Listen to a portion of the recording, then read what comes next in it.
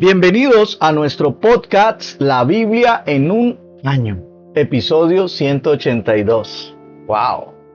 El título de hoy es 7 características de todos los grandes hombres. Una encuesta en línea enumeró todas las cualidades que la gente espera de los pastores perfectos, entre comillas, que prediquen exactamente 12 minutos, que tengan 28 años de edad, pero que hayan estado predicando por lo menos 30 años, que trabajen desde las 8 de la mañana hasta las medianoche todos los días, pero que también sean guardianes, que condenen el pecado con frecuencia, pero que nunca perturben a nadie, que vistan bien, compren buenos libros, conduzcan un buen automóvil y den generosamente a los pobres, pero que tengan un salario bajo, que realicen 15 llamadas diarias a las familias de la iglesia, visiten a los confinados en sus hogares y a quienes están hospitalizados, pero que también se la pasen todo el tiempo evangelizando a aquellos que no pertenecen a la congregación, es decir, aquellos que no han recibido a Cristo en su corazón, y que siempre estén en la oficina cuando son necesitados. También que sean muy guapos. Por supuesto, todos sabemos que no existe ningún pastor perfecto. Sin embargo, abrumado por las altas expectativas de la gente hacia sus líderes de la congregación, cuando me pidieron que asumiera el papel de pastor en HTV, dice el pastor Nicky Gumbel, eso sucedió el 1 de julio del 2004, se sintió a la vez emocionado y un poco sobrecogido por aquella alta responsabilidad. Ese día él dice que escribió en el margen de su Biblia en un año, que él pastorearía a la gente con íntegro corazón y los dirigiría con la pericia de sus manos. Eso está en el Salmo 78, versículo 72. Al día de hoy sigo haciendo la misma oración, dice el pastor Nicky. En el pasaje de ayer vimos cómo Pablo dijo a los ancianos de Éfeso: tengan cuidado de sí mismos y de todo el rebaño sobre el cual el Espíritu Santo los ha puesto como obispos para pastorear la iglesia de Dios, que él adquirió con su propia sangre. Eso está en Hechos capítulo 20, versículo 28. Un hombre instó a los líderes espirituales de la iglesia a vivir siendo pastores con olor a oveja. La tarea de un pastor es pastorear el rebaño de Dios, siguiendo el ejemplo de Jesús, quien afirmó: yo soy el buen pastor. San Juan capítulo 10, versículo 11.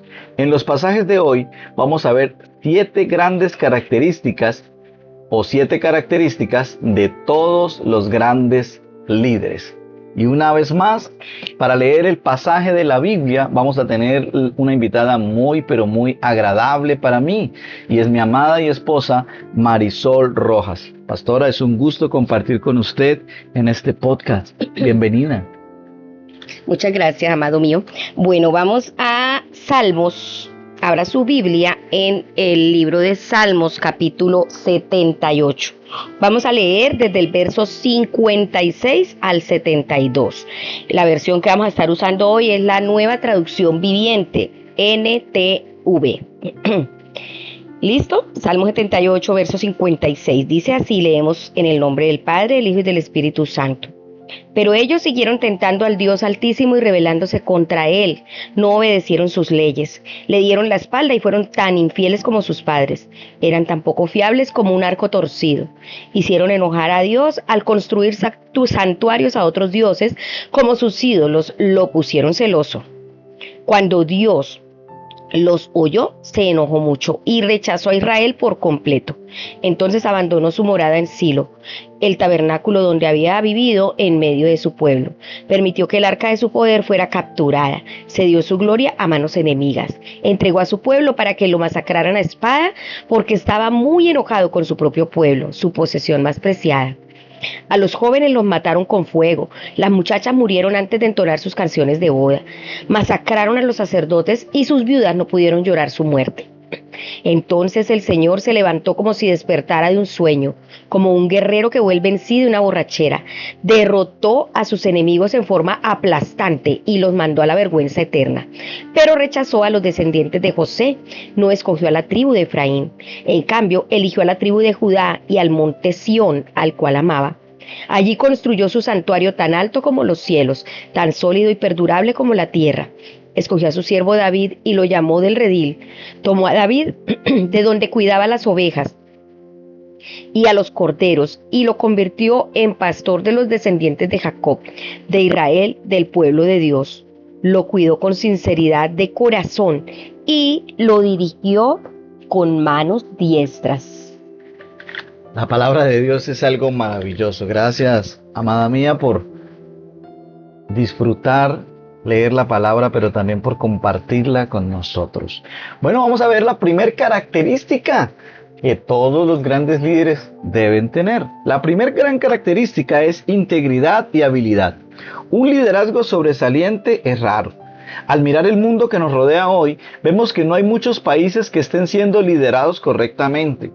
Eso lo podemos ver como Venezuela, Nicaragua, como podemos verlo como también Cuba, donde sus países son guiados muy mal.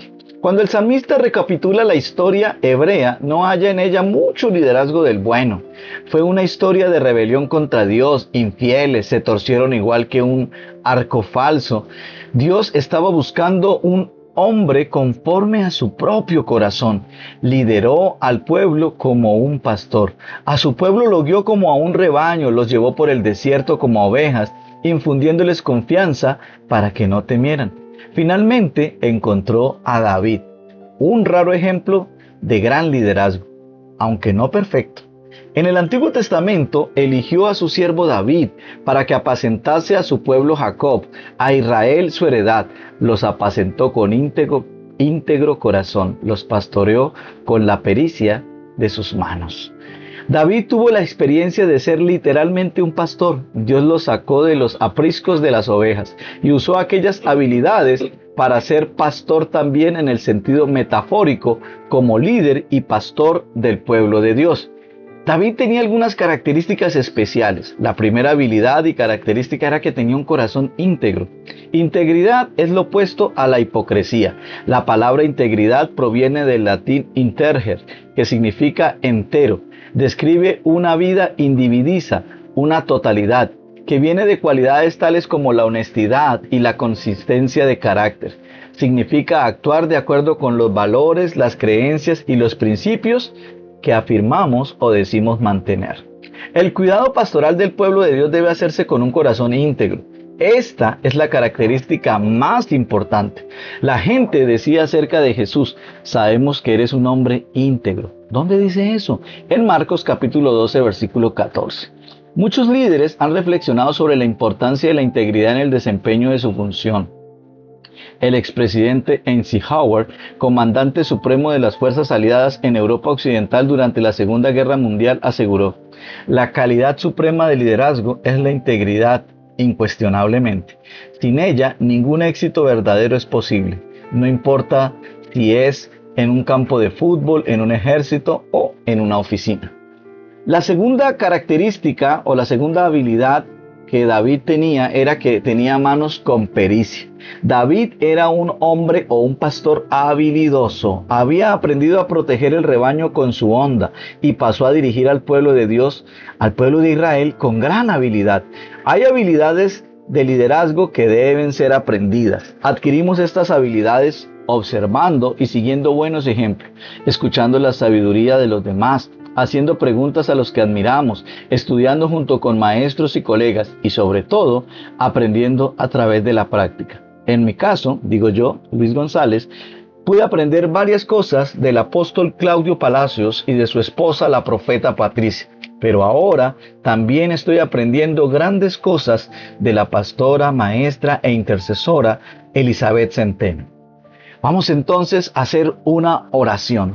Señor, ayúdanos a ser buenos pastores en cada área de nuestra vida. Ayúdanos a pastorear bien nuestros hogares, porque sabemos que a cada uno de los que estamos oyendo este podcast, tú nos has llamado a pastorear nuestra casa. Ayúdanos también a liderar lo que tú has puesto en nuestras manos, en nuestra congregación, a través del liderazgo que has puesto en la danza, en la alabanza, en los niños, en el protocolo. Señor amado, en todo lo que nos has puesto a dirigir, ayúdanos a ser buenos pastores. Ayúdanos también, Señor amado, a dirigir de la manera correcta en las diferentes empresas que a cada una de las personas les has dado a dirigir, Señor. Ayúdanos también para que podamos ser buenos pastores en nuestra comunidad, en nuestro barrio, en nuestro trabajo, en donde estemos, Señor, que podamos liderar a la gente de la manera correcta. Ayúdanos entonces a pastorear con un corazón íntegro y a dirigir con la pericia de nuestras manos. Gracias, Señor. Bueno, le damos gracias al Señor por esta enseñanza. Ahora vamos a abrir la Biblia en Hechos de los Apóstoles, capítulo 21.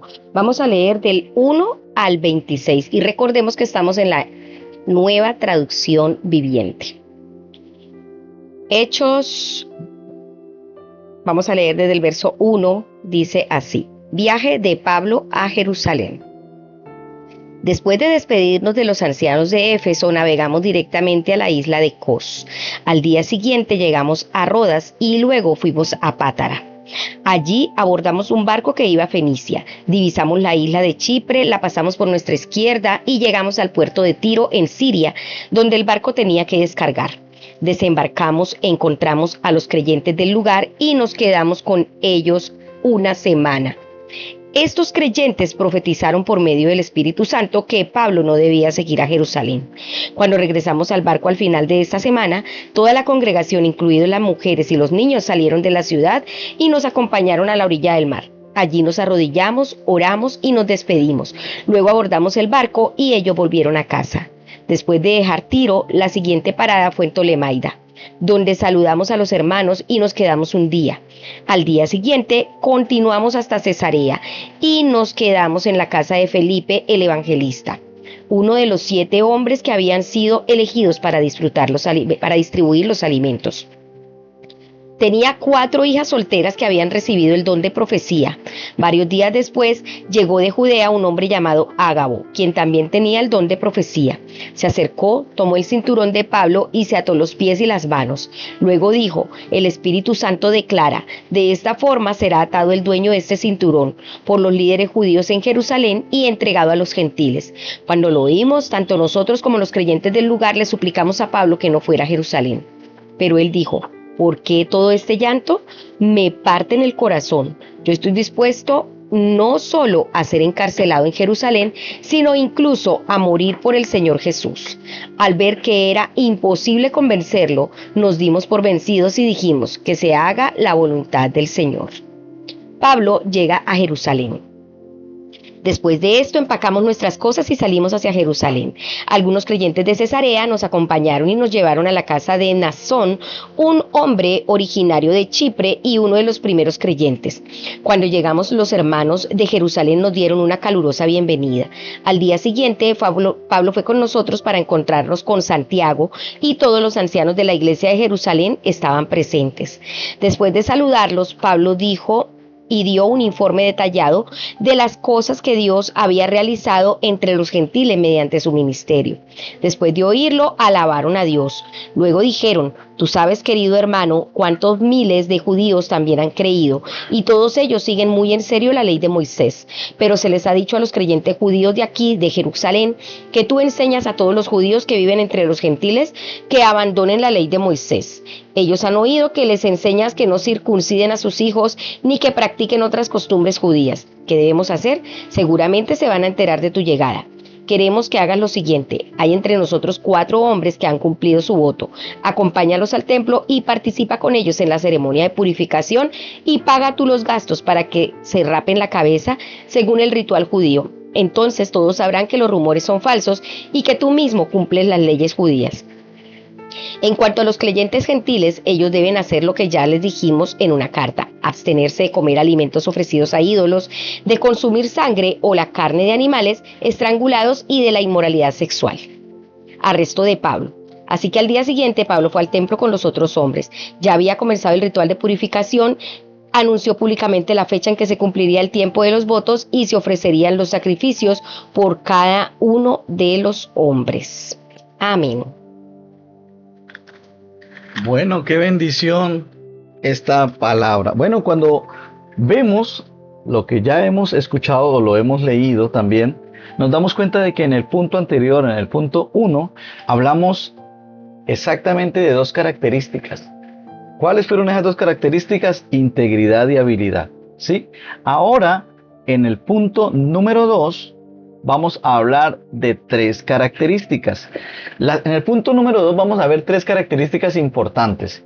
Una de ellas es el amor, otra el servicio y otra la sensibilidad. Me encanta cuando los líderes de los 169 países donde se organiza Alfa se reúnen en la Semana Global Alfa para enseñar, ministrar e interceder y animar. Dice el pastor Nicky Gumbel: suelo recordar este pasaje cada vez que los líderes reportan detalladamente lo que Dios ha hecho a través de sus ministerios. Leemos cómo después de saludarlos, Pablo les relató detalladamente lo que Dios había hecho entre los gentiles por medio de su ministerio. Al oírlo, alabaron a Dios. Luego le dijeron a Pablo: ¿ya ves, hermano, cuántos miles de judíos han creído? Vimos ayer que Pablo le pidió a los ancianos de Éfeso pastorear la iglesia de Dios y tener cuidado de todo el rebaño. Hoy en día vemos ejemplos en acción de todo esto, ¿sí? Y vamos a ver sería ya la tercera característica del día de hoy, es el amor. Si amas a la gente, te acercarás lo suficiente hasta que, parafraseando, como dijo alguien, huelas a oveja. Pablo fue un ejemplo de buen pastor. Por todas partes donde iba, se reunía con los discípulos y oraba con ellos. Los amó tanto que cuando llegó el momento de partir, tuvo que desprenderse de ellos. En su amor por ellos, Pablo les advierte sobre los lobos feroces, pero también les demuestra su amor al alentarlos y construir su fe. Pablo les relató detalladamente lo que Dios había hecho entre los gentiles por medio de su ministerio. Y vamos a ver entonces la cuarta característica, que es el servicio. El profeta Ágabo advirtió a Pablo lo que le esperaba en Jerusalén. Le rogaron a Pablo que no fuera a Jerusalén, pero Pablo respondió: ¿por qué lloran? Me parten el alma. Por el nombre del Señor Jesús estoy dispuesto no solo a ser atado, sino también a morir en Jerusalén. Jesús estableció el modelo de liderazgo de servicio. Eso lo podemos ver en Marcos capítulo 10, 45. Pablo estaba dispuesto a seguir a Jesús, el buen pastor, que da su vida por las ovejas. Eso está en San Juan capítulo 10, versículo 11. Como escribió un hombre llamado Oswald Sanders, el verdadero liderazgo no se logra obligando a la gente a servirnos, sino ofreciéndonos nosotros mismos en un servicio desinteresado. Tremendo. La quinta característica se llama sensibilidad.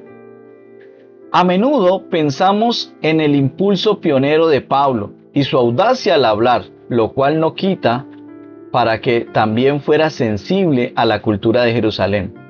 Se purificó a sí mismo y a sus compañeros de acuerdo con las leyes ceremoniales, para que nada los distrajera de lo que Dios estaba haciendo. Eso lo podemos ver allí en Hechos capítulo 21, versículos del 24 al 26.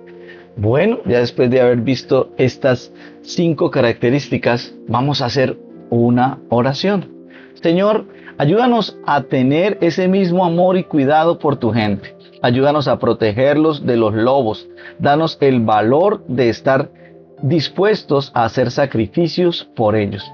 De manera personal, quiero pedirte que me des ese amor por las personas, que me des esa honestidad, que me ayudes a tener la pericia, esa habilidad para pastorear mi hogar, pero también para pastorear la comunidad cristiana de la luz que has puesto a mi cargo.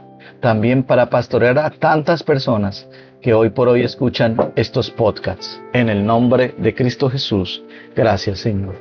Amén y amén. Amén, gloria a Dios. Ahora vamos entonces a Segundo de Reyes. Vamos a leer el capítulo 3 todo completo y también el 4 del 1 al 37. Segundo de Reyes, capítulo 3. Recuerden que estamos en Nueva Traducción Viviente, NTV. Guerra entre Israel y Moab. Joram, hijo de Acab, comenzó a gobernar Israel durante el año 18 del reinado de Josafat en Judá y reinó en Samaria 12 años. Joram hizo lo malo a los ojos del Señor, aunque no tanto como su padre y su madre. Por lo menos derribó la columna sagrada de Baal que su padre había levantado. Sin embargo, continuó con los pecados de Jeroboam, hijo de Nabat, que había cometido e hizo cometer al pueblo de Israel. Mesa, rey de Moab, se dedicaba a la cría de ovejas. Acostumbraba pagar al rey de Israel un tributo anual de 100,000 corderos y lana de 100,000 carneros. Pero después de la muerte de Acab, el rey de Moab se rebeló contra el rey de Israel. Entonces el rey Joram, sin demora, reunió al ejército de Israel y marchó desde Samaria. Ya en camino envió este mensaje a Josafat, rey de Judá: el rey de Moab se ha rebelado contra mí, ¿saldrás conmigo a la batalla contra él? Josafat le respondió: por supuesto, tú y yo somos uno, mis tropas son tus tropas y mis caballos son tus caballos. Entonces preguntó: ¿qué camino tomaremos? Joram contestó: atacaremos desde el desierto de Edom. El rey de Edom y sus tropas también se unieron a ellos y los 3 ejércitos dieron un rodeo a través del desierto durante 7 días, pero no había agua para los hombres ni para los animales. ¿Qué haremos ahora?, clamó el rey de Israel. El Señor nos ha traído a los 3 aquí para que el rey de Moab nos derrote. Pero el rey Josafat de Judá preguntó: ¿acaso no hay ningún profeta del Señor con nosotros? Si es así, podemos preguntarle al Señor por medio de él qué debemos hacer. Uno de los oficiales del rey Joram respondió: Eliseo, hijo de Safat, está entre nosotros. Él era el ayudante personal de Elías. Sí, el Señor habla por medio de él, dijo Josafat. Así que el rey de Israel, el rey Josafat de Judá y el rey de Edom fueron a consultar a Eliseo. ¿Por qué has venido a verme a mí?, preguntó Eliseo al rey de Israel. Busca a los profetas paganos de tu padre y de tu madre. Pero Joram, rey de Israel, dijo: no. ¿Acaso no ha sido el Señor quien nos trajo a los 3 reyes aquí para que el rey de Moab nos derrote? Eliseo respondió: tan cierto como que el Señor Todopoderoso vive, a quien sirvo, si no fuera por el respeto que le tengo al rey Josafat de Judá, no perdería el tiempo hablando contigo. Ahora, tráiganme a alguien que sepa tocar el arpa. Mientras tocaban el arpa, el poder del Señor vino sobre Eliseo, quien dijo: esto dice el Señor, este valle seco se llenará de lagunas. Ustedes no verán viento ni lluvia, dice el Señor, pero este valle se llenará de agua. Habrá suficiente para ustedes, para su ganado y para los demás animales. Pero eso es algo muy sencillo para el Señor, porque Él les dará la victoria sobre el ejército de Moab. Ustedes conquistarán las mejores ciudades de Moab, incluso las que están fortificadas. Cortarán todos los árboles buenos, taparán todos los manantiales y con piedras arruinarán toda la tierra productiva. Al día siguiente, como a la hora que se ofrecía el sacrificio matutino, de repente apareció agua. Fluía desde Edom y pronto hubo agua para todos, por todos lados. Mientras tanto, cuando los moabitas se enteraron de que los 3 ejércitos marchaban contra ellos, movilizaron a todos los hombres que tenían edad suficiente para ceñirse una espada y tomaron posiciones a lo largo de la frontera. Ahora bien, cuando se levantaron a la mañana siguiente, el sol se reflejaba en el agua de tal forma que a los moabitas les pareció ver rojo, como si fuera sangre. ¡Es sangre!, exclamaban. Seguro los 3 ejércitos se atacaron mutuamente y se mataron unos a otros. Hombres de Moab, vamos a recoger el botín. Sin embargo, cuando los moabitas llegaron al campamento de los ejércitos de los israelitas, el ejército de Israel se levantó y los atacó hasta que se dieron la vuelta y huyeron. Las tropas de Israel los persiguieron hasta dentro de la tierra de Moab, destruyendo todo lo que encontraban a su paso. Destruyeron las ciudades, cubrieron con piedras toda la tierra productiva, taparon todos los manantiales y cortaron todos los árboles buenos. Lo último que quedaba en pie era Kir-Hareset, con sus murallas de piedra, pero algunos hombres con hondas la rodearon y la atacaron. Cuando el rey de Moab vio que estaba perdiendo la batalla, salió con 700 de sus espadachines en un intento desesperado por penetrar en las filas enemigas que estaban cerca del rey de Edom, pero fracasaron. Después el rey de Moab tomó a su hijo mayor, el heredero al trono, y lo sacrificó como una ofrenda quemada sobre la muralla. En consecuencia, hubo un gran enojo contra Israel y los israelitas se retiraron y regresaron a su tierra. Segundo de Reyes, capítulo 4. Eliseo ayuda a una viuda pobre.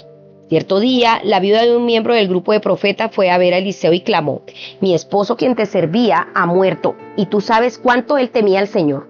Pero ahora ha venido un acreedor que me amenaza con llevarse a mis 2 hijos como esclavos. ¿Cómo puedo ayudarte?, preguntó Eliseo. Dime qué tienes en tu casa. No tengo nada, solo un frasco de aceite de oliva, contestó ella. Entonces Eliseo le dijo: pídeles a tus amigos y vecinos que te presten todas las jarras vacías que puedan. Luego ve a tu casa con tus hijos y cierra la puerta.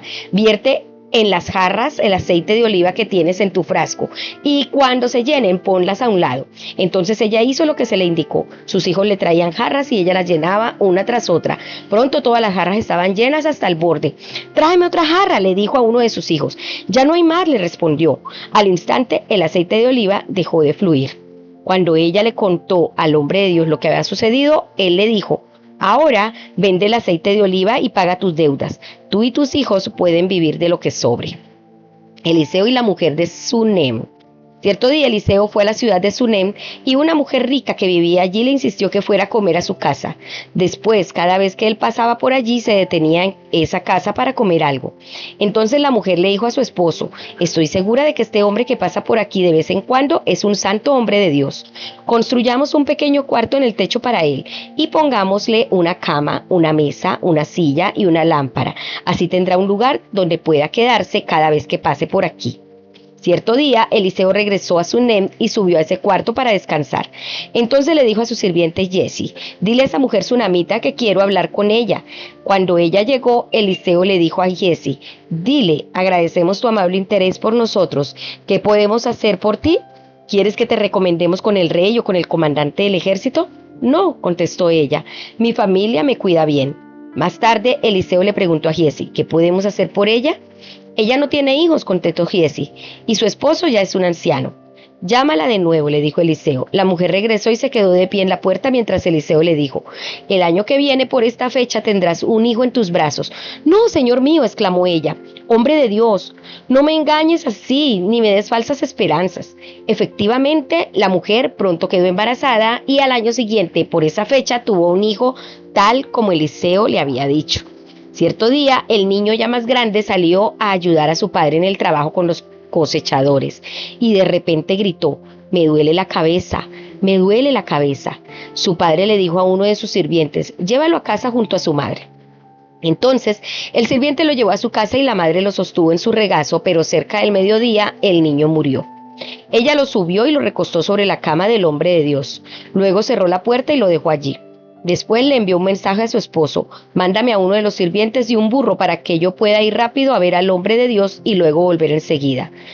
«¿Por qué ir hoy?», preguntó él. «No es ni festival de luna nueva ni de día de descanso». Pero ella dijo: «No importa». Entonces ensilló al burro y le dijo al sirviente: «Apúrate y no disminuyas el paso a menos que yo te lo diga». Cuando ella se acercaba al hombre de Dios en el monte Carmelo, Eliseo la vio desde lejos y le dijo a Giezi: «Mira, allí viene la señora de Sunem. Corre a su encuentro y pregúntale: ¿están todos bien? ¿Tú, tu esposo y tu hijo?» «Sí», contestó ella, «todo está bien». Sin embargo, cuando ella se encontró con el hombre de Dios en la montaña, se postró en el suelo delante de él y se agarró de sus pies. Y Giezi comenzó a apartarla, pero el hombre de Dios dijo: «Déjala, está muy angustiada. Pero el Señor no me ha dicho lo que le pasa». Entonces ella dijo: «¿Acaso yo te pedí un hijo, señor mío? ¿Acaso no te dije: no me engañes ni me des falsas esperanzas?». Enseguida Eliseo le dijo a Giezi: «Prepárate para salir de viaje. Toma mi vara y vete. No hables con nadie en el camino. Ve rápido y pon la vara sobre el rostro del niño». Pero la madre del niño dijo: «Tan cierto como que el Señor vive y que usted vive, yo no regresaré a mi casa a menos que usted venga conmigo». Así que Eliseo volvió con ella. Giezi se adelantó apresuradamente y puso la vara sobre el rostro del niño, pero no pasó nada. No daba señales de vida. Entonces regresó a encontrarse con Eliseo y dijo: «El niño sigue muerto». En efecto, cuando Eliseo llegó, el niño estaba muerto acostado en la cama del profeta. Eliseo entró solo, cerró la puerta tras sí y oró al Señor. Después se tendió sobre el cuerpo del niño, puso su boca sobre la boca del niño, sus ojos sobre sus ojos y sus manos sobre sus manos. Mientras se tendía sobre él, el cuerpo del niño comenzó a entrar en calor.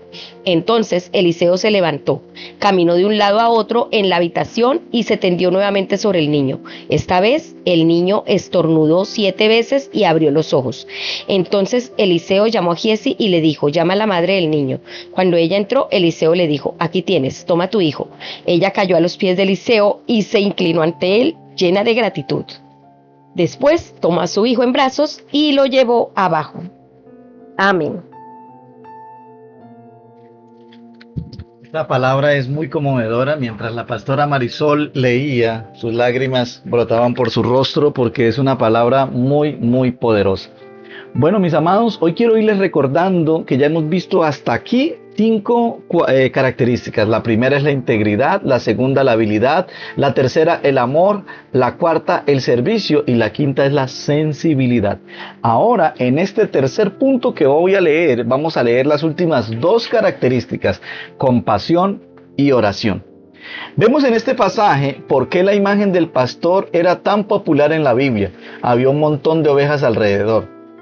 Mesá, rey de Moab, criaba ovejas y como tributo anual le entregaba al rey de Israel 100,000 ovejas y la lana de 100,000 corderos.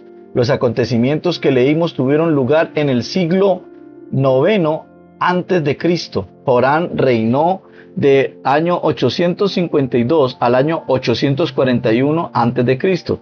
En paralelo a las guerras, claramente se dieron problemas internos e injusticias dentro de Israel. Vemos un ejemplo de ello en la forma en que la viuda y sus hijos iban a ser tomados como esclavos. En aquella ocasión, Eliseo acude al rescate como un buen pastor que ama y cuida al pueblo. Pregunta, ¿y qué puedo hacer por ti? Rescata a aquella viuda de la terrible maldición de la deuda excesiva y de paso de la esclavitud potencial que está a punto de resultar de aquello. Luego, Eliseo, aquel santo hombre de Dios, tiene la compasión de la mujer sunamita que no había podido concebir. Ella descubrió que Dios honra a aquellos que proveen hospitalidad. Él proclama la palabra del Señor y como resultado, ella concibe.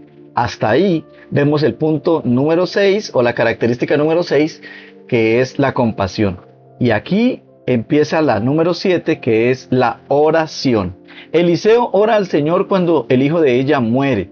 Le da una especie de reanimación boca a boca, sobrenatural 7 veces y al cabo de ellas el niño estornuda y revive. ¡Wow! ¡Qué tremendo es el poder de Dios! No sé usted, pero a mí me da un deseo enorme cada vez que leo la Biblia de orar. Por eso vamos a orar. Señor, danos la misma compasión por tu gente, especialmente por los marginados, por los pobres, por aquellos que sufren, Señor. Ayúdanos a traer tu amor y traer también tu sanidad. Ayúdanos a ser más como Jesús, que es el buen pastor, que ama a su rebaño y está dispuesto a dar su vida por él. Hoy coloco delante de ti los problemas, las situaciones y aquellas cosas que están trayendo dolor al corazón de todos los oyentes de este podcast. Y te pido en el nombre de Jesús que tú traigas una respuesta y milagros a sus vidas. En el nombre de Cristo Jesús, Señor nuestro. Bueno, amén. Tengamos fe porque recuerden que la fe es la que mueve la mano de Dios, un corazón humillado delante de Él. La pastora Pipa hace el siguiente comentario tomando 2 de Reyes 4, del 32 al 35, la historia de la tsunamita. Y dice, Dios contesta un llanto desesperado y sincero del corazón. Así es, este devocional es muy, pero muy hermoso. Recordemos las 7 características de todos los grandes líderes, que es la integridad, la habilidad, el amor, el servicio, la sensibilidad, la compasión y la oración. Esas son características que debemos tener nosotros como hijos de Dios, liderando hogares, familias, iglesias y todo lo que el Señor nos ponga a dirigir. Bueno, recordemos que este devocional fue escrito por el pastor Nicky Gumbel de la iglesia HTB en Londres y las voces de este podcast son de Luis Alfonso González y Marisol Rojas. Que el Señor les bendiga.